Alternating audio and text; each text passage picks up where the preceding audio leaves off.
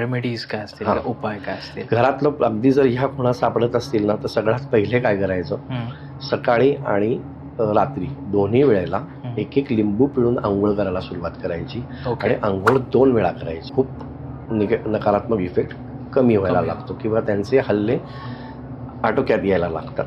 Okay. पंचमुखी हनुमानाची स्थापना घरात करायची वा. आणि मोहरीच्या तेलाचा दिवा अखंड ठेवायचा.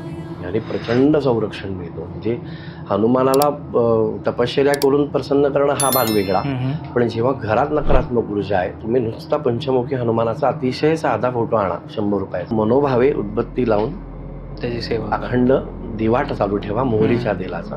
नकारात्मक ऊर्जांना त्याचा त्रास होतो. दिवा चालू असेल तेव्हा. या काही रिपेडी. तिसरं, मिठाच्या पाण्याने फरशी सतत त्याने पुसून काढायची. दिवसातून 2 वेळा जमलं तर 2 वेळा, 3 वेळा जमलं तर 3 वेळा. रात्रीच्या जेवणानंतर तर करायचीच करायची. हे एक करू शकतो. टॉयलेट आणि बाथरूममध्ये सुद्धा एक मिठाचा एक वाटी ठेवायची, एक बाउल ठेवायचा मीठ भरून.